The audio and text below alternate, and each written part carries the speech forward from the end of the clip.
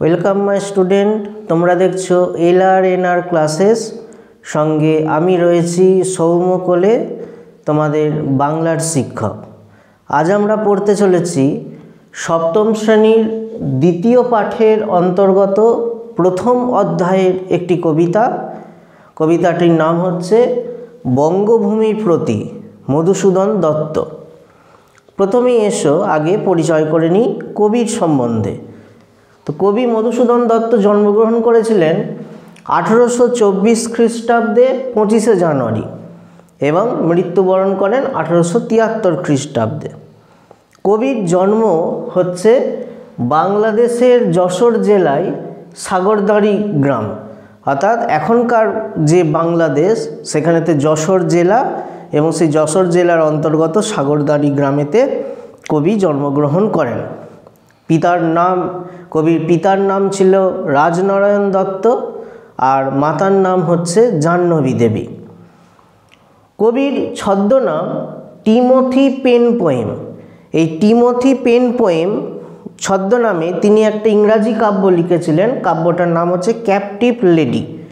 এই ছদ্মনামটা মূলত তিনি যখন ইংরাজিতে সাহিত্য রচনা করছেন সেই সময়তেই এই ছদ্মনামটা গ্রহণ করে কবি তার প্রথম ইংরাজি কাব্য লেখেন ক্যাপটিভ লেডি। কবির উপাধি হলো মাইকেল। এই যে আমরা মধুসূদন দত্ত, তার আগে আমরা বলি মাইকেল মধুসূদন দত্ত। কবির এই মাইকেল উপাধিটা কখন আসছে না 1843 খ্রিস্টাব্দে কবি খ্রিস্ট ধর্ম গ্রহণ করেন। কারণ কবির প্রথম থেকে অর্থাৎ ছোটোবেলা থেকেই কবি অত্যন্ত ইংরাজিতে মেধাবী ছাত্র এবং তিনি হিন্দু কলেজের ছাত্র ছিলেন। ফলে ছোটোবেলা থেকেই ইংরাজির প্রতি অনুরাগ বশত তার একটা মনের মধ্যে স্বপ্ন বা আশা গড়ে উঠেছিল যে তিনিও বড় হয়ে ইংরাজিতে অর্থাৎ বিদেশি ভাষাতে কবিতা লিখে প্রভূত খ্যাতি অর্জন করবেন। অর্থাৎ তিনি লেখালেখি বা সাহিত্য রচনা যাই করবেন সমস্ত হচ্ছে ইংরাজি ভাষাতে। তাই এই ইংরাজি ভাষাতে সাহিত্য রচনা করে খ্যাতি অর্জন করার জন্য তাকে অনিবার্যভাবে বিলেত যাত্রা করতে হয়। বিলেতে কখনো ফ্রান্সে, কখনো মাদ্রাজে, কখনো ইংল্যান্ডেতে তিনি যান এবং সেখানেতে যাতে যেতে পারেন সহজে এবং খুব বিদেশেতে কবি মহলেতে বা সাহিত্যিক মহলেতে তার নাম যাতে তাড়াতাড়ি ছড়িয়ে পড়ে বা সকলে যাতে তাকে চেনে, তার জন্যই তিনি মূলত হিন্দু ধর্ম ত্যাগ করে খ্রিস্ট ধর্ম গ্রহণ করেন এবং তিনি বিবাহ করেছিলেন দুই বিদেশিনীকে, রেবেকা ও হেনরিয়েটা নামক তার দুই স্ত্রী, দুজনাই কিন্তু বিদেশি। অর্থাৎ তার বিবাহ এবং তার খ্রিস্ট ধর্ম গ্রহণের একটাই কারণ, সেটা হচ্ছে ইংরাজিতে সাহিত্য রচনা করে বিদেশেতে খ্যাতি অর্জন করা। আর এই 1843 খ্রিস্টাব্দে যখন তিনি খ্রিস্ট ধর্ম গ্রহণ করেন তখন থেকেই তার নামের আগে মাইকেল উপাধিটা যুক্ত হয়ে যায় এবং তিনি পরিচিত হন মানুষের কাছে মাইকেল মধুসূদন দত্ত। কবির প্রথম কৃতিত্ব অর্থাৎ কবি বেশ কিছু বিষয় আমাদের বাংলা সাহিত্যেতে প্রথম চালু করেন। সেটা কি? এক, বাংলায় মহাকাব্য রচনা। অর্থাৎ মধুসূদন দত্তের আগে বাংলাতে কেউ মহাকাব্য রচনা করেনি। সংস্কৃততে মহাকাব্য ছিল, বাল্মীকি মুনির লেখা রামায়ণ, ব্যাসদেবের লেখা মহাভারত। তো এই সমস্ত সংস্কৃততে লেখা মহাকাব্য আমরা জেনে এসেছি, কিন্তু বাংলাতে মহাকাব্য লেখা হয়নি।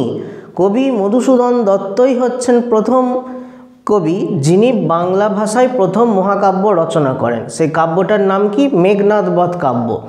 রামায়ণের ঘটনা অবলম্বনে লক্ষণের দ্বারা রাবণপুত্র ইন্দ্রজিৎ বা মেঘনাদকে হত্যা, এই বিষয়টাকে কেন্দ্র করেই তিনি বাংলায় প্রথম মহাকাব্য রচনা করেন।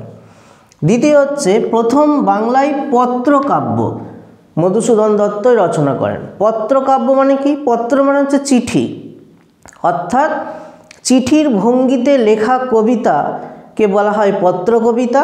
আর এই পত্রকবিতাগুলি নিয়েই গঠিত হয় পত্রকাব্য। মূলত রোম দেশের কবি ওভিদদের লেখা দি হিরোইডস পত্রকাব্যটাই মধুসূদন দত্তকে অনুপ্রেরণা জুগিয়েছিল। সেই অভিদের লেখা দি হিরোইটস কাব্যর কাছ থেকে প্রেরণা পেয়ে বা অনুপ্রেরণা পেয়েই তিনি বাংলাতেও প্রথম পত্রকাব্য বা চিঠির ভঙ্গিতে লেখা কবিতা রচনা করেন। এই পত্রকাব্যটার নাম হচ্ছে বীরাঙ্গনা কাব্য। এরপর হচ্ছে 3 নাম্বার, কবি প্রথম আধুনিক গীতিকবিতা রচনা করেন। গীতিকবিতা কি সেটা তোমরা এই ভিডিওতেই জানতে পারবে। তো আধুনিক গীতিকবিতার রচনার প্রথম কৃতিত্ব মধুসূদন দত্ত। এর আগেও অর্থাৎ মধুসূদন দত্তের আগেও অনেক কবি গীতিকবিতা লিখেছেন, কিন্তু সেটা আধুনিক গীতিকবিতা ছিল না, সেগুলোকে মধ্যযুগীয় বা প্রাচীন যুগীয় গীতিকবিতা বলা হয়। কিন্তু কবি প্রথম আধুনিক গীতিকবিতা রচনা করেন। এরকম গীতিকাব্যের কবির লেখা গীতিকাব্যের নাম হচ্ছে ব্রজাঙ্গনা কাব্য। এছাড়াও তিনি প্রথম 2খানা কবিতা রচনা করেছিলেন। এক হচ্ছে আত্মবিলাপ, আর 2 আমরা যেটা পড়তে চলেছি বঙ্গভূমির প্রতি। অর্থাৎ কবির লেখা প্রথম গীতি কবিতা আত্মবিলাপ, বঙ্গভূমির প্রতি, আর প্রথম লেখা আধুনিক গীতিকাব্য হচ্ছে ব্রজাঙ্গনা কাব্য। এরপরেতে কবি অমৃতাক্ষর ছন্দ প্রথম বাংলাতে সৃষ্টি করেন। ছন্দ কি না, ছন্দ হচ্ছে কবিতা লেখার এক ধরনের ব্যাকরণমূলক নিয়মকানুন। তো এই ছন্দ কি সেটা তোমাদের সপ্তম শ্রেণীতেই ছন্দে শুধু কান রাখো কবিতাটির ভিডিওতে আমরা বিস্তারিতভাবে আলোচনা করেছি, এবং সেখানেতে বলা হয়েছিল মূলত ছন্দ 3 প্রকার হয়: দলবৃত্ত, কলাবৃত্ত আর মিশ্রবৃত্ত। এই 3 প্রকার ছন্দকে কেন্দ্র করেই বা মূলত মিশ্রবৃত্ত ছন্দকে কেন্দ্র করেই কবি মধুসূদন দত্ত একটি নতুন ছন্দ তৈরি করলেন, সেটার নাম হচ্ছে অমৃতাক্ষর ছন্দ। মূলত পাশ্চাত্য বা বিদেশের ব্ল্যাঙ্ক ভার্স, ইংরাজি ছন্দ, এই ব্ল্যাঙ্ক ভার্স হচ্ছে ইংরাজি ছন্দের নাম, এই ইংরাজি ব্ল্যাঙ্ক ভার্সের অনুকরণেই তিনি অমৃতাক্ষর ছন্দটা তৈরি করেন। পঞ্চম হচ্ছে কবি প্রথম বাংলায় চতুর্দশপদী কবিতা রচনা করেন। চতুর্দশপদী কবিতা মানে যে কবিতায় 14টি পংক্তি থাকে এবং সেই 14টি পংক্তির প্রথম 8টি এবং পরবর্তী 6টি লাইনকে আলাদা আলাদা স্তবকে ভাগ করা থাকে, সেই বিষয়গুলোকেই বলা হয় বা সেই ধরনের কবিতাগুলোকেই বলা হয় চতুর্দশপদী। চতুর্দশ মানে হচ্ছে 14। গোটা কবিতাটা 14টা লাইনে হবে এবং 14টা লাইনকে 8 যুক্ত 6, অর্থাৎ প্রথম স্তবক 8টি লাইন থাকবে, দ্বিতীয় স্তবকেতে থাকবে 6টি। প্রথম 8টি লাইনকে বলা হয় অষ্টক আর দ্বিতীয় 6টি লাইনকে বা পংক্তিকে বলা হয় শতক। তো এই চতুর্দশপদী কবিতা কিন্তু কবি রচনা করেছেন ইংরাজিতে সনেটকে কেন্দ্র করে। ইংরাজিতে এই চতুর্দশপদী কবিতার নাম হচ্ছে সনেট। এই সনেটেরই বাংলায় তিনি বাংলা অনুকরণে তৈরি করেন চতুর্দশপদী কবিতা। এছাড়াও তিনি প্রথম সার্থক নাটক রচয়িতা। মধুসূদন দত্তের আগেতেও অনেকেই নাটক লেখার চেষ্টা করেছেন, কিন্তু সেই নাটকেতে অনেক কিছু ভুল ত্রুটি ছিল বা সংস্কৃত নাটকের প্রভাব ছিল। কবি মধুসূদন দত্তই প্রথম বাংলা সাহিত্যেতে সার্থক আধুনিক নাটক রচয়িতা। আধুনিক নাটক বলতে পাশ্চাত্য বা ইংরাজি নাটকের আদর্শে তৈরি লেখা নাটককেই আধুনিক নাটক হিসাবে গণ্য করা হয়। তো মধুসূদন দত্তই প্রথমে এরকম পাশ্চাত্য অর্থাৎ ইংরাজি নাটকের আদর্শ মেনে বাংলা সাহিত্যে প্রথম নাটক রচনা করেন। তার নাটকগুলোর মধ্যে উল্লেখযোগ্য হলো কৃষ্ণকুমারী এবং পদ্মাবতী। এবার আসি কবিতাটির উৎস সম্বন্ধে। মধুসূদন দত্তের বঙ্গভূমি প্রতি কবিতাটি মূলত মধুসূদন রচনাবলীতে নানা কবিতা বলে একটা বিভাগ আছে। সেই মধুসূদন রচনাবলীর নানা কবিতা বিভাগ থেকে এই বঙ্গভূমির প্রতি কবিতাটি সংকলিত হয়েছে আমাদের পাঠ্যাংশে। এবার এই কবিতাটা রচনার প্রেক্ষাপট অর্থাৎ কবিতাটা রচনার কি কারণে করলেন তার একটা গল্প আছে। বঙ্গভূমির প্রতি কবিতাটি রচনা করেছেন মূলত বঙ্গভূমি অর্থাৎ বাংলাদেশের প্রতি কবির শ্রদ্ধা, ভালোবাসা, ভক্তিকে তুলে ধরবার জন্য। আমরা আগেই বললাম যে মধুসূদন দত্তের প্রথম থেকেই অর্থাৎ শৈশব থেকেই স্বপ্ন ছিল ইংরেজদের মতন বা ইংরাজি ভাষায় সাহিত্য রচনা করে ইংরেজদের মতন মহাকবি হব এবং মহাকবি হয়ে পাশ্চাত্যে অর্থাৎ বিদেশে সুধী মহলেতে বা পণ্ডিত মহলেতে নিজের খ্যাতি পরিচিতি বাড়াবো। অর্থাৎ বাংলা ভাষার প্রতি কোনো রকম আগ্রহ মধুসূদনের কিন্তু ছিল না। ইংরাজি সাহিত্যের প্রতি প্রবল অনুরাগ এবং ইংরেজদের মতন মহাকবি হওয়ার স্বপ্ন নিয়ে কবি খ্রিস্ট ধর্ম গ্রহণ করেন এবং কবি চলে যান বিলেতে তথা বিদেশেতে। কবি কখনো গেছেন মাদ্রাজেতে, কখনো গেছেন ইংল্যান্ডে, কখনো গেছেন ফ্রান্সে। কিন্তু এক সময় কবির মনে হয়েছে এই যে আমি পাশ্চাত্য অর্থাৎ ইংরেজি সাহিত্যের প্রতি এত অনুরাগ দেখাচ্ছি, ইংরাজিতে রচনা লিখছি, কিন্তু আমার বঙ্গভূমির বঙ্গভাষা অর্থাৎ বাংলা ভাষার প্রতি আমার কোনো রকমভাবে একটা দায়িত্ব পালন করিনি। বঙ্গভূমিকে তথা বঙ্গমাতাকে যেন আমি অবহেলা করেছি, অনাদর করেছি, তাচ্ছিল্য করেছি। এই যে বঙ্গভূমির প্রতি এটা যেন বঙ্গভূমিকে অপমান করা। কেননা আমি যে দেশে জন্মালাম সেই দেশের প্রতি সেই দেশের নাগরিক হিসাবে সেই দেশের উন্নয়নের একটা দায়িত্ব কিন্তু আমাদের প্রত্যেকের ওপরেই রয়ে যায়। মধুসূদন দত্ত ঠিক সেই জায়গা থেকেই মনে করেন যে শৈশব থেকেই তার ইচ্ছা, তার স্বপ্ন পূরণ করতে গিয়ে তিনি বারংবার বাংলা ভাষার প্রতি এবং সেই সূত্রে বঙ্গভূমির প্রতি তার এই দায়িত্বটাকে যেন অস্বীকার করেছেন। এই রকম মানসিকতার অবস্থাতে অর্থাৎ যখন কবির মনে এই প্রশ্নটা জাগলো বা এই নিজেরই জীবনের এই ভুলটা তার চোখের সামনে ফুটে উঠল, তখনই কিন্তু তিনি তার বঙ্গভূমি তথা বঙ্গমাতার কাছে যেন ক্ষমা প্রার্থনা চাইছেন যে আমি তোমাকে তাচ্ছিল্য করে অর্থাৎ বঙ্গমাতাকে বা বঙ্গভূমিকে এবং সেই সাথে বাংলা ভাষাকে তাচ্ছিল্য অনাদর উপেক্ষা করে আমি অন্য ভাষার চর্চা করেছি। নিজের দেশের সংস্কৃতি নিজের দেশের সাহিত্যকে উন্নতির চেষ্টা না করে আমি পাশ্চাত্যের সাহিত্য সংস্কৃতিকে উন্নতি করার চেষ্টা করেছি। এই যে এক প্রকার বিশ্বাসঘাতকতা করা, এই বিশ্বাসঘাতকতা করা বা অপমান করা বা উপেক্ষা করা, এটা থেকেই কবির মনে একটা বিবেকবোধের জ্বালা তথা যন্ত্রণা এবং এক ধরনের অনুশোচনা পাপবোধ যেন কার্যকর হয়েছে। তাই নিজের এই পাপবোধ থেকে বা নিজের এই বিবেকবোধের জ্বালা থেকে মুক্তি পাওয়ার জন্যই তিনি বঙ্গভূমির কাছে যেন ক্ষমা প্রার্থনা চাইছেন। সেই কবি বঙ্গভূমির প্রতি ক্ষমা চাইছেন এবং বঙ্গভূমির প্রতি তার ভালোবাসা শ্রদ্ধাকে তুলে ধরেছেন এই কবিতার মধ্য দিয়ে। সেই দিক থেকেই 1862 খ্রিস্টাব্দে তিনি যখন ফ্রান্সের ভার্সাই নগরেতে যান, 1862 খ্রিস্টাব্দের 9 জুন তিনি ফ্রান্সের ভার্সাই নগরীতে পুনরায় তাকে চলে যেতে হয়। ঠিক যাওয়ার পূর্বেই 5ই জুন তিনি এই কবিতাটা রচনা করেন। অর্থাৎ নিজের স্বদেশ ছেড়ে অন্য দেশে চলে যাওয়া, নিজের স্বদেশের প্রতি দায়িত্ব কর্তব্যবোধ পালন না করা, নিজের দেশের সাহিত্য সংস্কৃতির উন্নয়নের দায়িত্বকে অস্বীকার করা ইত্যাদি কারণে কবির মনের মধ্যে যে বিবেকবোধ যে অপরাধবোধ কার্যকর হয়েছে তার থেকেই কবি এই কবিতাটা রচনা করছেন ফ্রান্সে যাবার পূর্বে। এই কবিতার মাধ্যমে যেন কবি বঙ্গভূমির প্রতি বঙ্গভাষা তথা বাংলা ভাষার প্রতি অর্থাৎ বঙ্গমাতার কাছে ক্ষমা প্রার্থী অর্থাৎ ক্ষমা চাইছেন।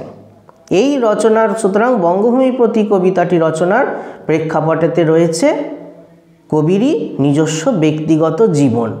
এবার আসি কবিতাটার আমরা বিষয়বস্তু আলোচনায়। তো দেখো কবিতাটার প্রথমেতেই শুরু করছেন কবি, রেখো মা দাসেরে মনে এ মিনতি করি পদে। মাকে, মা হলো বঙ্গভূমি অর্থাৎ বঙ্গমাতা বা বাংলাদেশ, অর্থাৎ এক কথায় জন্মভূমি। জন্মভূমিকে আমাদের দুটি মা, একটা হচ্ছে গর্ভধারিণী মা অর্থাৎ আমাদের জন্মদাত্রী মা, আর একজন আমাদের পালনকারিণী মা, সে হচ্ছে আমাদের মাতৃভূমি তথা জন্মভূমি। জন্মভূমিকেও জননী রূপেই আজীবন গণ্য করা হয়। তাই বঙ্গভূমিকে বা জন্মভূমিকেই কবি মূলত মা সম্বোধন করেছেন এবং কবি সেই মায়ের কাছে মিনতি করছেন অর্থাৎ অনুরোধ করছেন তার পদেতে, অর্থাৎ বঙ্গভূমি তথা বঙ্গমাতার কাছে বা বাংলাদেশের পা ধরে কবি ক্ষমা চাইছেন এবং ক্ষমা চেয়ে কবি মিনতি করছেন বা অনুরোধ করছেন যে মা তুমি আমাকে যেন মনে রেখো। এই যে আমি বিদেশেতে চলে যাব অর্থাৎ ফ্রান্সে যাত্রা করব, এই বঙ্গভূমি ছেড়ে চলে যেতে হচ্ছে, কাজে আমি চলে যাচ্ছি বলে তোমার চোখের আড়ালে হয়ে যাচ্ছি বলে তুমি যেন আমাকে ভুলে যেও না, তুমি যেন আমাকে মনে রেখো। অর্থাৎ মা যেমন তার সন্তানকে সবসময় আগলে রাখে, সবসময় মনে রাখে, তেমন তুমিও যেন আমাকে সবসময়তে মনে রেখো। সাধিতে মনের স্বাদ, সাধিতে মানে হচ্ছে ইচ্ছা পূরণ করতে, মনের স্বাদ, স্বাদ মানে হচ্ছে ইচ্ছা, অর্থাৎ মনের ইচ্ছা, অর্থাৎ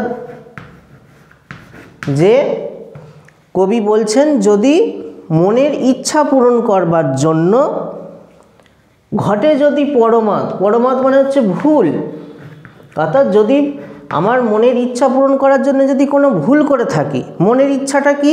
কবির মনের ইচ্ছাটা হচ্ছে মহাকবি হওয়ার স্বপ্ন, অর্থাৎ ইংরাজিতে কাব্য রচনা করে ইংরেজ মহলে তথা পণ্ডিত মহলেতে বা বিদেশের সুধী মহলের মধ্যে নিজের খ্যাতি পরিচিতি বাড়ানো, এটাই হচ্ছে কবির মনের স্বাদ তথা মনের ইচ্ছা। এই মনের ইচ্ছাটা পূরণ করতে গিয়ে আমাকে বারবার বঙ্গভূমি ছেড়ে বা বঙ্গদেশ ছেড়ে চলে যেতে হচ্ছে বিদেশেতে।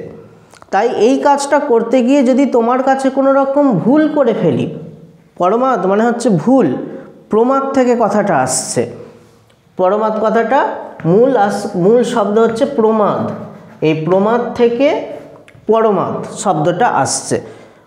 তো এই কাজটি করতে গিয়ে অর্থাৎ মনের ইচ্ছা পূরণ করতে গিয়ে যদি আমি কোনো রকম ভুল করে ফেলি তাহলে তুমি আমাকে ক্ষমা করে দিও। এবং কবি আরও প্রার্থনা করছেন বা অনুরোধ করছেন, মধুহীন করো না গো তব মন কোকনদে, অর্থাৎ কবি তার বঙ্গভূমিকে বলছেন যে আমি যদি কোনো ভুল করে ফেলি বা তোমার কাছে যদি কোনো অপরাধ করে ফেলি তুমি আমাকে যেন মনে রেখো এবং আমাকে মধুহীন করে ফেলো না তোমার মনোকোকনদ থেকে। মনোকোকনদ মানে হচ্ছে মনরূপী পদ্ম ফুল, অর্থাৎ লাল রঙের পদ্মকে কোকোনদ বলা হয়। কোকোনদ কথাটার অর্থ হচ্ছে লাল রঙের পদ্ম বা লাল পদ্ম। একইভাবে নীল পদ্মকে বলা হয় ইন্দিবর, আর সাদা রঙের পদ্মকে বলা হয় পুণ্ডরিক। অর্থাৎ নীল বর্ণের পদ্ম ইন্দিবর, সাদা রঙের পদ্ম পুণ্ডরিক এবং লাল রঙের পদ্ম হচ্ছে কোকোনদ। তো তোমার মনরূপী লাল পদ্ম থেকে যেন আমাকে মধুহীন করো না। এই মধু শব্দটা এখানেতে দুটো অর্থে ব্যবহার হয়েছে। একটা মধু মানে হচ্ছে মধুসূদন, অর্থাৎ কবি নিজেকে বলছেন, আর একটা মধু মানে হচ্ছে ফুলের মধু, অর্থাৎ মধু শব্দটা দুটোর অর্থে, একটা হচ্ছে মধুসূদন আর একটা হচ্ছে ফুলের মধু। কোনটা কোন অর্থে? অর্থাৎ যদি পদ্ম ফুল ধরি, পদ্ম ফুল যেমন তার মধ্যে সঞ্চিত থাকা ফুলের মধুকে বা মধুকে নিজের থেকে বিচ্ছিন্ন করে দেয় না, অর্থাৎ পদ্ম ফুল যেমন নিজের মধ্যে মধুকে সঞ্চয় করে রাখে, তেমনি বঙ্গভূমিকেও কবি অনুরোধ করেছেন যেন তুমিও তোমার মনেতে আমাকে অর্থাৎ মধুসূদনকে সবসময় স্মরণেতে রেখো, আমাকে যেন মনে রেখো। তাহলে এখানেতে কোকোনদ অর্থাৎ মনোকোকোনদ বলতে বঙ্গভূমির মন বা বঙ্গমাতার মনকে বোঝানো হয়েছে।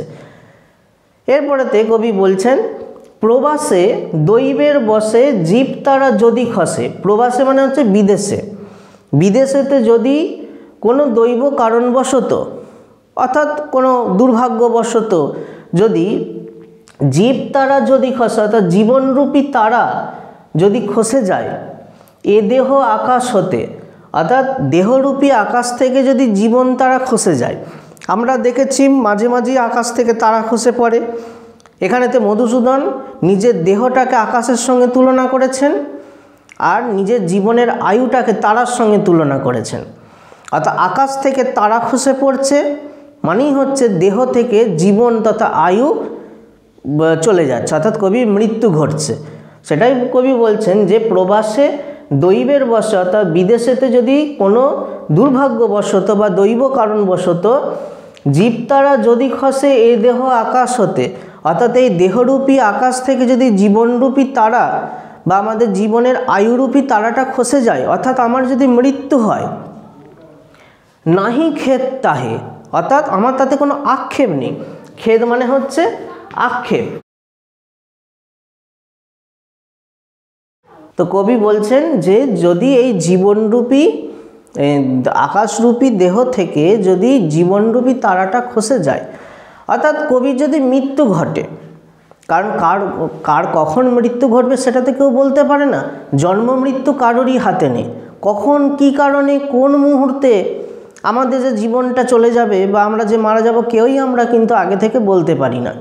তাই কবি আগে থেকে, যেহেতু কার কবে মৃত্যু হবে কেউই জানে না, তাই কবি আগে থেকেই তার মা বঙ্গভূমির কাছে যেন সেই বিষয়েতে ক্ষমা চেয়ে নিচ্ছেন যে যদি প্রবাসেতে বা বিদেশেতে যদি কোনো দৈব কারণবশত যদি আমার মৃত্যু হয়, নাহি খেদ তাহে, খেদ মানে হচ্ছে আক্ষেপ, অর্থাৎ তাতে কোনো আমার আক্ষেপ নেই।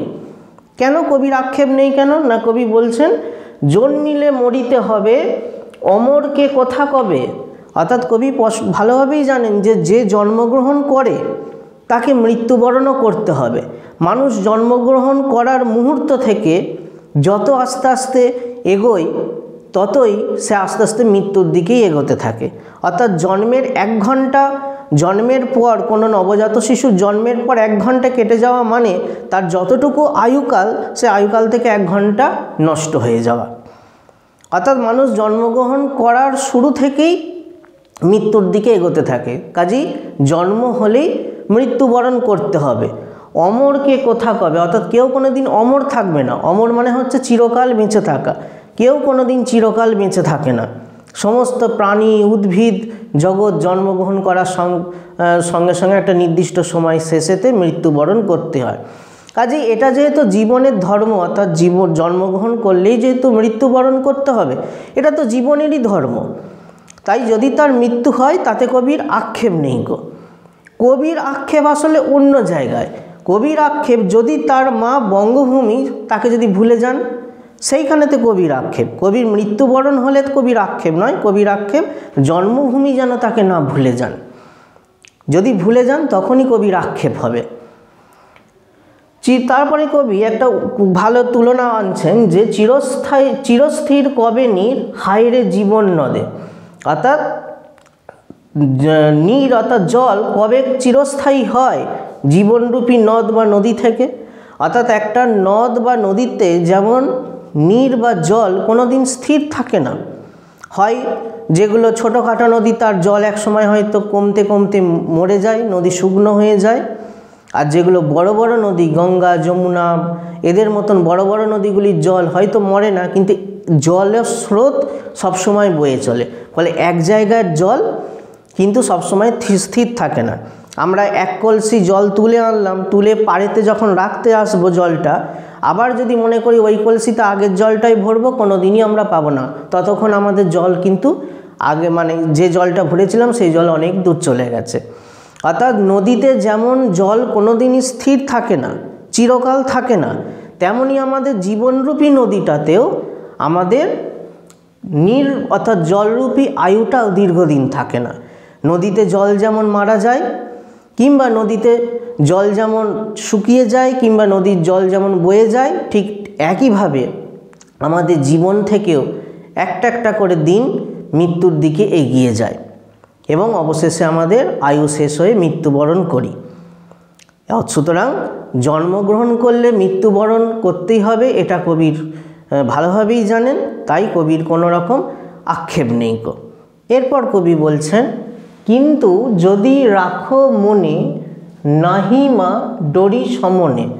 অর্থাৎ আমার মৃত্যুবরণ হবে আমি জানি, মৃত্যু যে হবে আমি জানি, কিন্তু যদি তুমি আমাকে মনে রাখো, যদি আমাকে না ভুলে যাও, হ্যাঁ, তাহলে আমি আমার মৃত্যুকেও ভয় করি না।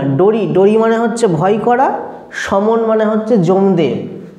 পুরাণে যমদেবকে বলা হয় মৃত্যুর দেবতা। তো কবি বলছেন যে তুমি যদি মনে রাখো আমাকে, তুমিটাকে বঙ্গভূমি বা বঙ্গমাতা, যদি তুমি আমাকে মনে রাখো তাহলে আমি মৃত্যুকেও ভয় করি না, অর্থাৎ আমি মৃত্যুবরণ করতেও ইচ্ছুক। কেননা আমি আমার এই দেহ মারা গেলেও আমি তোমার স্মৃতির মধ্যে চিরকাল রয়ে যাব, এবং তোমার মনের মধ্যে থাকা মানে গোটা বঙ্গবাসীর মনের মধ্যেই আমি রয়ে যাব। মক্ষিকাও গলে না গো পড়িলে অমৃত হ্রদে, অর্থাৎ অমৃত, অমৃত কি পুরাণে উল্লেখিত অমৃত হলো এক ধরনের পানীয় যা পান করলে মানুষ অমর হয়ে যায়। এই অমৃত সমুদ্র মন্থনের ফলেতে সমুদ্রের তলা থেকে উঠে এসেছিল। সেই অমৃত মূলত কথা হয়েছিল বা আগেতেই চুক্তিবদ্ধ হয়েছিল দেবতা এবং অসুরেরা ভাগ করে নেবে, তাই সেই অমৃত পাওয়ার লোভে দেবতা এবং অসুরেরা মন্দার পর্বতের দ্বারা এবং বাসুকী নাগের সাহায্য নিয়ে পুরাণেতে উল্লেখ আছে যে সমুদ্র মন্থন করে, এবং সেই সমুদ্র মন্থনের ফলেতে যখন অমৃত উঠে আসে বা অমৃতের ভাণ্ডার উঠে আসে, তখন সেই অমৃত শুধু দেবতারাই ভোগ করে, অসুরদের বঞ্চনা করে। এর ফলে কি হয়, দেবতারা অমর হয়ে যায় আর অসুররা অমর হতে পারে না গো। তো পুরাণের গল্প অনুসারে অমৃত হলো সেই পানীয় যা মানুষকে অমর করে দেয়। এই রকম ধরো একটা গোটা অমৃত হ্রদ, অর্থাৎ শুধু এক কলসি অমৃত নয়, একটা হ্রদ বা বড় জলাশয়েতে গোটাটাই যদি অমৃত থাকে এবং সেখানেতে যদি একটা মাছি আটকে যায়, তাহলে সে অমৃত রসেতেই তো আটকাচ্ছে বা অমৃত হ্রদেতেই আটকে পড়ছে, তাহলে স্বাভাবিক শর্ত অনুসারে সে অমৃত পান করবে। তাহলে অমৃত পান করলে তো তার জীবিত হয়ে যাওয়ার কথা বা অমর হয়ে যাওয়ার কথা, কিন্তু বাস্তবিক ক্ষেত্রে দেখা যায় অমৃত হ্রদেতে মাছি পড়লে সে দম আটকে মারা যাবে, সে অমৃতের মধ্যে ডুবে গিয়ে দম আটকে মারা যাবে, অর্থাৎ তখন অমৃত তাকে অমর করবে না, বরঞ্চ মৃত্যুর দিকে তাকে ঠেলে দেবে। সেই জন্যই কবি বলছেন যে অমৃত হ্রদে মাছি পড়ে গেলেও তারও মৃত্যু ঘটে। সেই ধন্য নরকুলে লোকে যারে নাহি ভুলে, অর্থাৎ কবি বলছেন সেই ব্যক্তি ধন্য ব্যক্তি, সেই ব্যক্তি শ্রেষ্ঠ ব্যক্তি বা মহান ব্যক্তি যাকে নরকুলে মানুষজন যাকে কেউ কোনো দিন ভোলে না। অর্থাৎ যারা যশস্বী, যারা জ্ঞানী, মহাজন শ্রেণীর মানুষ, অর্থাৎ যারা খুব দেশের জন্যে, দশের জন্য বা জনগণের কল্যাণের জন্য নিজের জীবন উৎসর্গ করেছেন বা নিজেদের সারা জীবন তারা দেশের উন্নয়নের জন্য সঁপে দিয়েছেন, সেই রকম মানুষকেই চিরকাল মনে রাখে।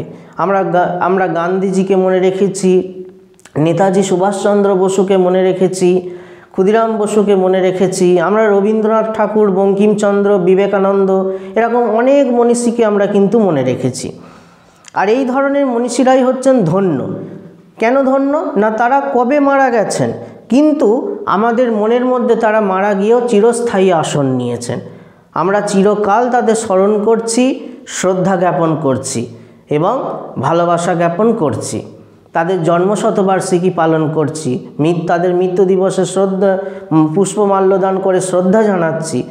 তো কবি ঠিক এইটাই বলছেন যে এই সমস্ত মানুষরাই ধন্য, কেন এরা মারা যান কিন্তু মানুষের ভালোবাসার বা মানুষের মনের আসনটিকে দখল করে এরা চিরকালের জন্য মানুষের মধ্যেই বেঁচে থাকেন। এখানেতে মরে গিয়েও বা মারা গিয়েও সে অমর হয়ে যায়।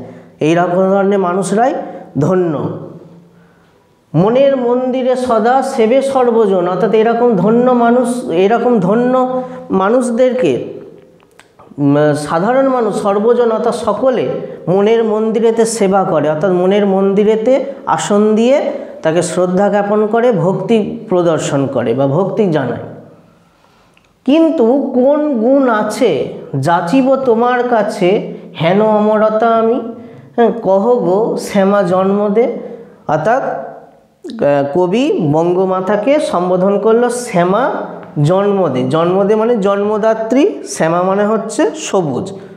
তার বঙ্গভূমি বা জন্মদাত্রী বঙ্গভূমি বা বঙ্গদেশকে শ্যামা বলা হয়েছে কেন, যেহেতু বঙ্গভূমি অরণ্য পরিবেষ্টিত বা অরণ্য দ্বারা লালিত পালিত, অর্থাৎ এক কথায় বঙ্গভূমি বা বাংলাদেশের মধ্যে যেহেতু অরণ্যের সমারোহ, তার খোলা প্রান্তরেতে বা মাঠেতে যে যেমন সবুজ ধানের ক্ষেত, চারিদিকে নানান উদ্ভিদের প্রাচুর্য, তাই গোটা বঙ্গদেশ যেন শ্যামল হয়ে রয়েছে। উদ্ভিদের প্রাচুর্যতার জন্য শ্যামল বা সবুজ হয়ে রয়েছে। তাই মাকে অর্থাৎ বঙ্গভূমিকে এখানে জন্মদাত্রী শ্যামা বলে উল্লেখ করেছেন। তো এই শ্যামা বা জন্মদাত্রী শ্যামার কাছে বা বঙ্গভূমির কাছে কবি বলছেন যে আমার মধ্যে এমন কোন গুণ আছে যে গুণের দোহাই দিয়ে আমি তোমার কাছে যাচিব, মানে প্রার্থনা করব, তোমার কাছে আমি যাচিব অর্থাৎ প্রার্থনা করব এরকম অমরতা। কোন ধরনের অমরতা? অর্থাৎ লোকে বা সর্বজন বা মানুষ যাতে আমি মারা গেলেও যাতে তাদের মনের মন্দিরেতে স্মরণ করে রাখে, আমাকে ধন্য করে দেয়। অর্থাৎ আমার মধ্যে এমন কোনো গুণ নেই, কেননা আমি তো তোমার জন্যে কোনো দিন কোনো কর্তব্য বা দায়িত্ববোধ আমি পালন করতেই পারিনি। আমার প্রথম থেকে ইচ্ছা ছিল বা স্বপ্ন ছিল মহাকবি হব ইংরেজদের মতো, তাই আমি ইংরাজিতে সাহিত্য রচনা করেছি, ইংরাজি চর্চা করেছি। বঙ্গ ভাষার জন্য, বঙ্গভূমির জন্যে কোনো রকম আমি আমার দায়িত্ব কর্তব্য পালন করিনি। তাই আমার এমন কোনো সুগুণ বা ভালো গুণ নেই যে গুণের দোহাই দিয়ে আমি তোমার কাছে প্রার্থনা করব যে আমার তো এই গুণ আছে, তুমি আমাকে অমর করে দাও, তুমি আমাকে মানুষের মনের মধ্যে চিরকাল স্মরণ করিয়ে রাখো। এই প্রার্থনাটা আমি তোমার কাছে করতে পারবো না, কেন আমার সেরকম গুণ অর্জন করার মতন আমি কোনো কাজ করিনি।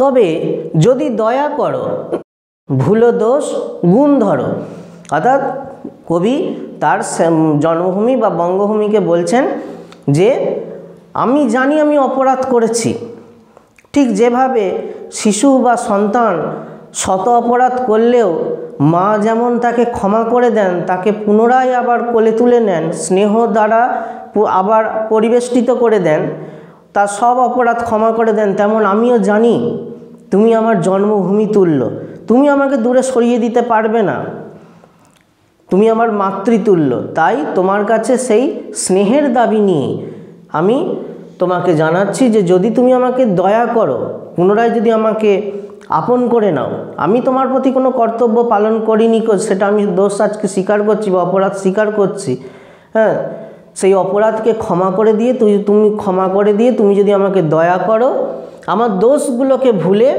আমার যদি গুণটাকে ধরো।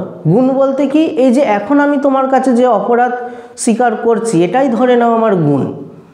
কেননা যে অপরাধ করেও অপরাধ স্বীকার করে না সে হচ্ছে প্রকৃত অপরাধী, আর যে অপরাধ করে নিজের ভুল বুঝতে পেরে সর্বসমক্ষে অপরাধ স্বীকার করে তাকে অতটা অপরাধী বলা যায় না, বরঞ্চ এটা একটা তার ভালো গুণ যে সে অপরাধ করে অপরাধ স্বীকার করেছে।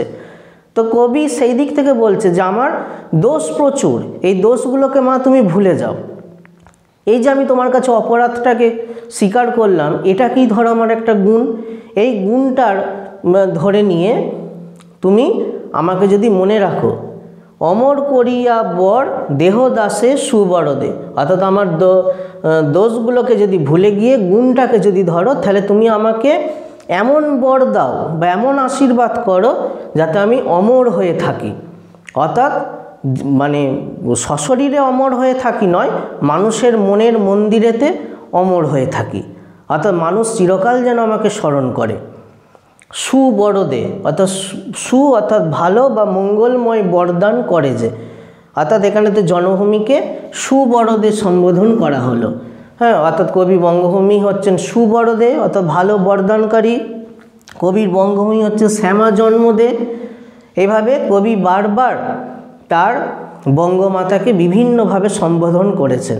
তো কবি বলছেন এই দাসতুল্য আমাকে, অর্থাৎ কবি মধুসূদন নিজেকে দাস বা ভক্ত রূপে তুলনা করে বলছেন যে হে সুবরদে বা হে সুমঙ্গল বরদানকারী মাতা, তুমি আমাকে এমন কোনো বর দাও বা এমন কোনো আশীর্বাদ দাও যাতে আমি মানুষের মনের মন্দিরেতে চিরকাল ধরে স্মরণে থাকতে পারি, মানুষের মনের মন্দিরে তো অমর হয়ে থাকতে পারি।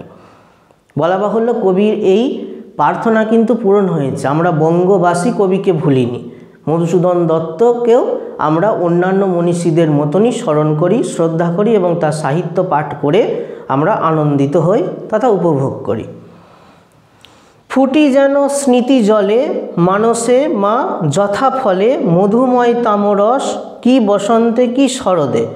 অর্থাৎ আমি যেন তোমার স্মৃতিরূপী জলে ফুটে থাকি। অর্থাৎ তোমার মনে হচ্ছে যে বঙ্গভূমির স্মৃতিরূপী জলেতে যেন আমি ফুটে থাকি। কীরকম ফুটে থাকি না তামরস, মধুময় তামরস অর্থাৎ মধুযুক্ত তামরস। তামরস মানে হচ্ছে পদ্মফুল, অর্থাৎ মধুযুক্ত পদ্মফুল হয়ে যেন তোমার স্মৃতিরূপী জলেতে আমি ফুটে থাকি।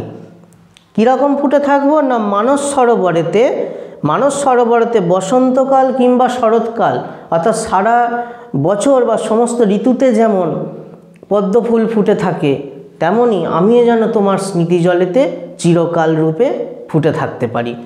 অর্থাৎ মানস সরোবরেতে যেমন পদ্মফুল বা তামরস কোনো দিন শূন্য হয়ে যায় না বা মরে যায় না, তেমনি আমিও তোমার স্মৃতিরূপী জলেতে যেন চিরকাল স্মরণে থাকতে পারি। তুমি যেন আমাকে মনে রেখো এবং বঙ্গবাসী যেন আমাকে মনে রাখে। সুতরাং এই কবিতাটাতে কবি মূল বিষয়বস্তুর দিক থেকে কি বলতে চেয়েছেন, গদ্য রূপে বললে হবে যে কবি বঙ্গভূমির প্রতি বা বঙ্গভাষার প্রতি কোনো রকম দায়িত্ব কর্তব্যবোধ পালন করেনি বলে তার এক সময়তে মনে আক্ষেপ তথা অপরাধবোধ জাগ্রত হয়েছে এবং কবি জানেন এটা তার একটা অন্যতম বড় দোষ। এই দোষ থাকার জন্যই কবি তার বঙ্গভূমি বা বঙ্গমাতার কাছে ক্ষমা চাইছেন, ক্ষমা চেয়ে প্রার্থনা করছেন যেন বঙ্গমাতা তাকে কোনো দিন ভুলে না যায়, চিরকাল যেন মনে রাখে।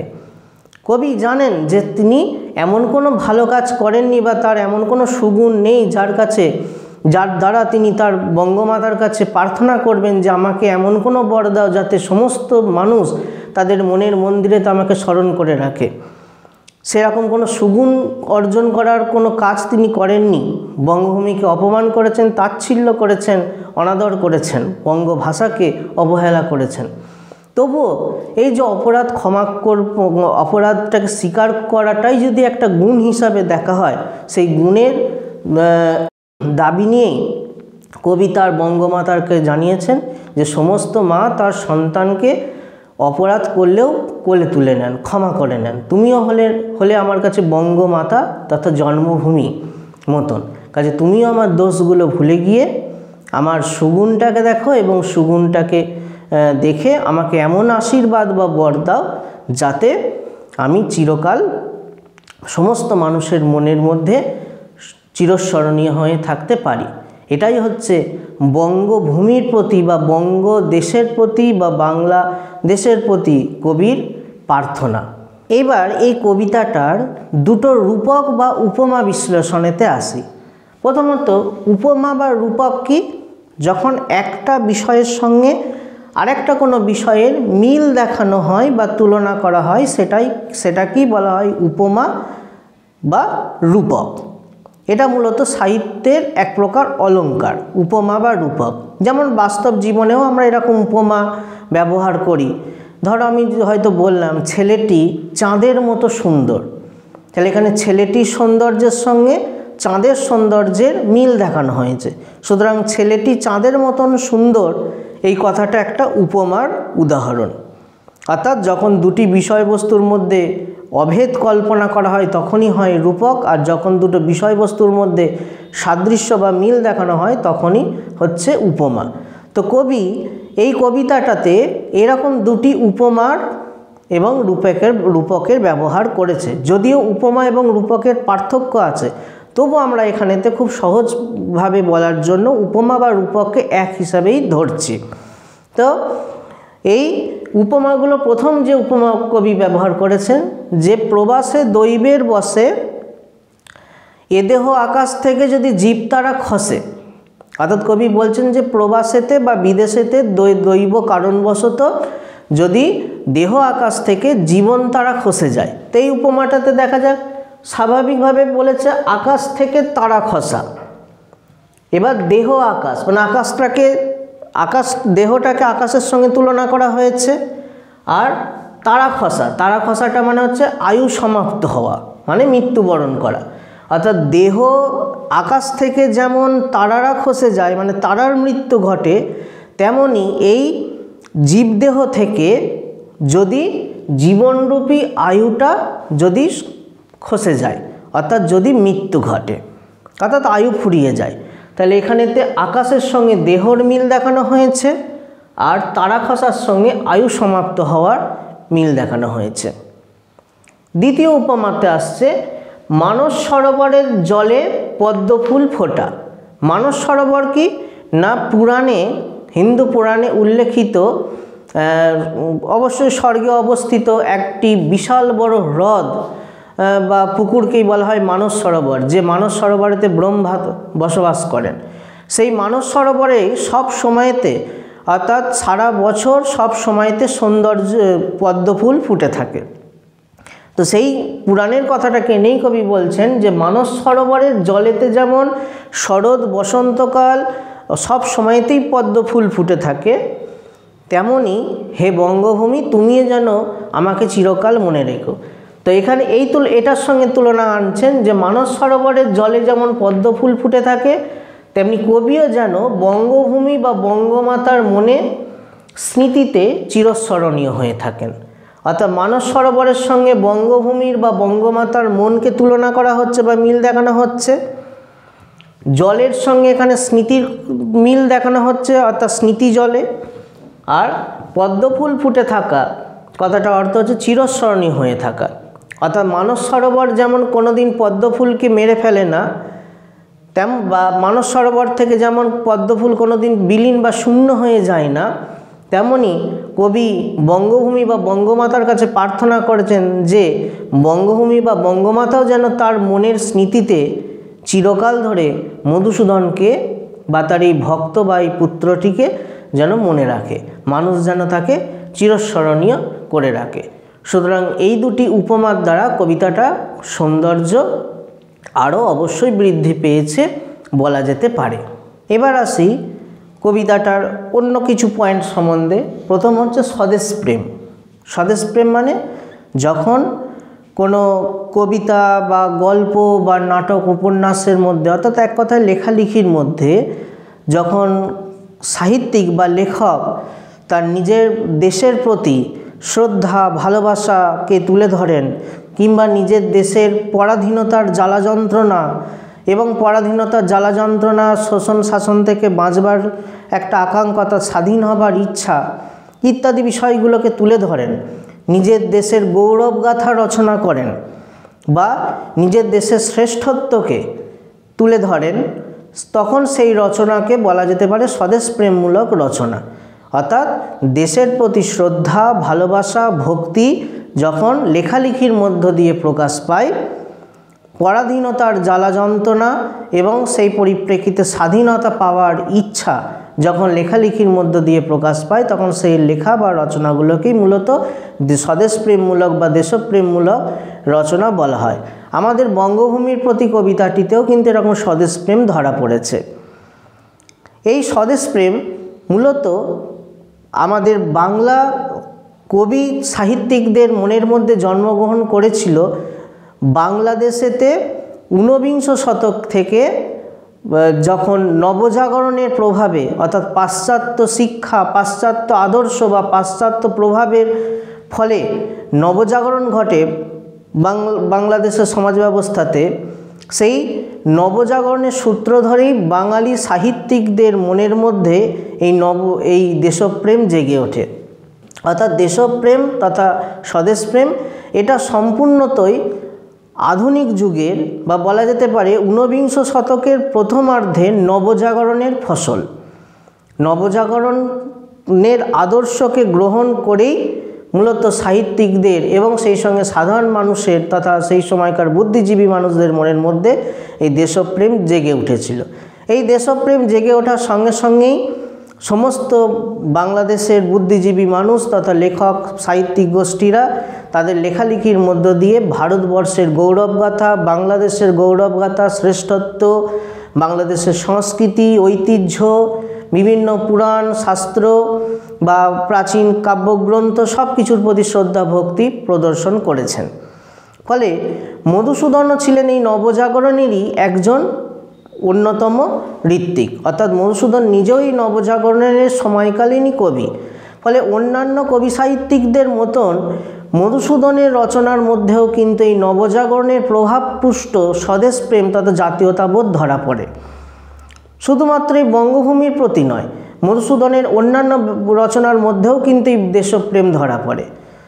মেঘনাদ বধ কাব্যতে ইন্দ্রজিতের নিজের রাজ্যকে শত্রুমুক্ত করার যে চেষ্টা, তার মধ্য দিয়ে দেশপ্রেম ধরা পড়ে। বীরাঙ্গনা কাব্যতে নীলোধ্বজের প্রতি জনা কবিতায় প্রবীরের নিজের রাজ্যকে রক্ষা করবার জন্য যে আত্মবলিদান, সেখানেতে স্বদেশপ্রেম ধরা পড়ে। কৃষ্ণকুমারী নাটকেতে নিজের রাজ্য রক্ষার জন্য কৃষ্ণকুমারীর আত্মহত্যা, সেখানেতেও স্বদেশপ্রেম ধরা পড়ে। অর্থাৎ মধুসূদন তার কাব্য নাটকেতে নিজের দেশকে বিদেশি আক্রমণের হাত থেকে বাঁচানোর জন্য একাধিক মৃত্যুর ঘটনা ঘটিয়েছেন, যার মধ্য দিয়ে তিনি স্বদেশপ্রেমকে তুলে ধরেছেন। কিন্তু এই বঙ্গভূমির প্রতি কবিতায় এরকম কোনো দেশ মুক্তি অর্থাৎ দেশের স্বাধীনতা আনা বা পরাধীনতা থেকে মুক্তির আকাঙ্ক্ষা, এক কথায় বিদেশি জাতিকে প্রতিরোধ করা, বিদেশি জাতির হাত থেকে দেশকে বাঁচানোর চেষ্টা, এই রকম বিষয়কেন্দ্রিক কিন্তু দেশপ্রেম বঙ্গভূমির প্রতি কবিতাতে নেই। বঙ্গভূমির প্রতি কবিতাতে কোনো রকম রাজনৈতিক বা অর্থনৈতিক স্বদেশপ্রেম নয়, এখানেতে কবির অন্য এক ধরনের স্বদেশপ্রেম ধরা পড়ে। সেই স্বদেশপ্রেমটা কি না, নিজের বঙ্গদেশ বাংলা ভাষা বঙ্গমাতার প্রতি শ্রদ্ধা প্রদর্শন। অর্থাৎ কবি এখানে যে কথাগুলি বঙ্গভূমির কাছে বলেছেন, তার ক্ষমা স্বীকার, তার ক্ষমা প্রার্থনা, তার অপরাধবোধ, সব কিছুর মধ্য দিয়ে আসলে তার নিজের দেশের প্রতি শ্রদ্ধা ভালোবাসা, তার নিজের দেশের ঐতিহ্যের প্রতি একটা আস্থা ইত্যাদিগুলো ধরা পড়েছে। কবির এই যে বঙ্গদেশের বা বঙ্গভূমির প্রতি এই যে আন্তরিক টান ভালোবাসা, এই বিষয়টাকে তুলে ধরার জন্যই বঙ্গভূমির প্রতি কবিতাটিকে একটি সার্থক স্বদেশপ্রেমমূলক কবিতা বলা যায়। এবং মধুসূদন দত্তের সমস্ত সাহিত্য রচনার মধ্যে বঙ্গভূমির প্রতি কবিতা এক সম্পূর্ণ অন্য ধরনের স্বদেশপ্রেমের প্রকাশ ঘটিয়েছে। কেন আমরা আগেই বললাম যে মধুসূদনের অন্যান্য রচনাগুলোর মধ্যে যখন স্বদেশপ্রেম ধরা পড়ে, সেটা মূলত রাজনৈতিক দিক থেকে স্বদেশপ্রেম, কিন্তু আমাদের বঙ্গভূমির প্রতি কবিতায় স্বদেশপ্রেম একান্তভাবেই কবির মন থেকে জন্ম নেওয়া নিজের দেশের প্রতি শ্রদ্ধা ভক্তিমূলক স্বদেশপ্রেম। তাই বঙ্গভূমির প্রতি কবিতা একটি সার্থক স্বদেশপ্রেমমূলক কবিতা। এরপরেতে এই কবিতাটি অর্থাৎ বঙ্গভূমির প্রতি কবিতাটার একটা ঐতিহাসিক গুরুত্ব রয়েছে। অর্থাৎ বাংলা সাহিত্যেতে এই কবিতাটি একটা অন্যতম মাইলস্টোন স্বরূপ, একটা অন্যতম একটা দিক নির্ণয় স্বরূপ। কেন না, আমরা প্রথমেই বলেছিলাম যে মধুসূদন হচ্ছেন প্রথম কবি যিনি আধুনিক গীতিকবিতা রচনা করেছিলেন। তো সেই আধুনিক গীতিকবিতার প্রথম নিদর্শন হচ্ছে আত্মবিলাপ আর বঙ্গভূমির প্রতি, দুটি কবিতাই মধুসূদন দত্তের লেখা। অর্থাৎ বাংলা সাহিত্যে প্রথম দুখানা আধুনিক গীতিকবিতা আমরা পেলাম আত্মবিলাপ আর বঙ্গভূমির প্রতি, মূলত মধুসূদন দত্তের হাত ধরে। তো গীতিকবিতাটা কি? যে কবিতায় কবির তার একান্ত ব্যক্তিগত আবেগ অনুভূতিকে সাবলীল ও আন্তরিক ভাষায় ব্যক্ত করেন, তাই হলো গীতিকবিতা। অর্থাৎ এক কথায় কবি যখন তার মনের আবেগ বেদনা আশা আকাঙ্ক্ষা ইচ্ছা অনুভূতি, এক কথায় তার মানবিক বিষয়গুলোকে মানবিক অনুভূতিগুলোকে যখন কবিতার মধ্য দিয়ে তুলে ধরেন, সেটা কি বলা হচ্ছে গীতিকবিতা, ইংরাজিতে বলা হয় লিরিক। তো এই কবিতার মধ্যেও কবি বঙ্গদেশের প্রতি শ্রদ্ধা ভালোবাসা, বঙ্গভূমির কাছে ক্ষমা প্রার্থনা, বঙ্গভূমির কাছে একান্ত অনুরোধ তাকে যেন চিরকাল ধরে বঙ্গবাসী মনে রাখে, বঙ্গমাতা যেন তাকে এমন বরদান করে যাতে সর্বজন তাকে মনের মন্দিরে সেবা করে। অর্থাৎ এই যে মানসিক ইচ্ছাগুলি, কবির মানবিক কামনা বাসনাগুলি, ইচ্ছাগুলি, কবির মনের একান্ত আবেগ অনুভূতি অর্থাৎ দুঃখ বা বেদনাবোধ বা বিবেকবোধের জ্বালা যন্ত্রণা সমস্ত কিছু এই কবিতার মধ্যে ফুটে উঠেছে। তাই বঙ্গভূমির প্রতি কবিতাটাকে একটি সার্থক গীতিকবিতা বলা যেতে পারে। আর ঠিক এই কারণেই এই কবিতাটা বাংলা সাহিত্যে একটা মাইলস্টোন তথা ঐতিহাসিক গুরুত্ব রূপ পেয়ে বসেছে, কেন এই কবিতার মধ্য দিয়েই বাংলা সাহিত্য প্রথম আধুনিক গীতিকবিতা পেল। এবার আসি কবিতাটির নামকরণ। আমরা আগের ভিডিওগুলোতে বারবার বলেছি বা বিস্তারিতভাবে আলোচনা করে বলেছি, মূলত সাহিত্যে নামকরণ হচ্ছে একটা অবশ্যই গুরুত্বপূর্ণ ব্যাপার এবং নামকরণ মূলত সাহিত্যিকরা করেন চারটি দিক থেকে: প্রধান বিষয় কেন্দ্রিক, প্রধান চরিত্র কেন্দ্রিক, কবি রচয়িতা স্বনাম কেন্দ্রিক আর ব্যঞ্জনা কেন্দ্রিক। অর্থাৎ যখন গল্পের বা বিষয়বস্তুর রচনার মূল যেটা বিষয়বস্তু সেটাকে কেন্দ্র করে নামকরণ হয়, অর্থাৎ বিষয়বস্তুটাকে লক্ষ্য করে যখন নামকরণ হয় সেটা হয়ে যায় বিষয়বস্তু কেন্দ্রিক নামকরণ।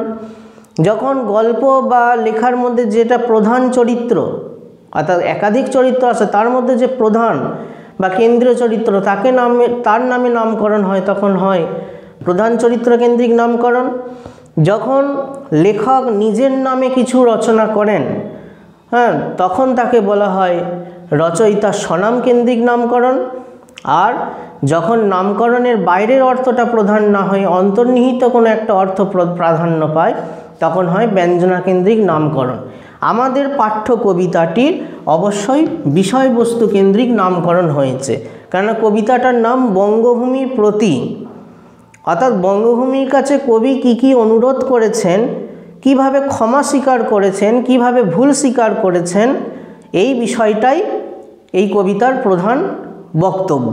আর এই বিষয়টাকে কেন্দ্র করেই কবিতাটির বিষয়বস্তু কেন্দ্রিক নামকরণ সার্থক হয়েছে। এবার আসি কবিতাটার একবারে প্রথমে ফিরে আসি।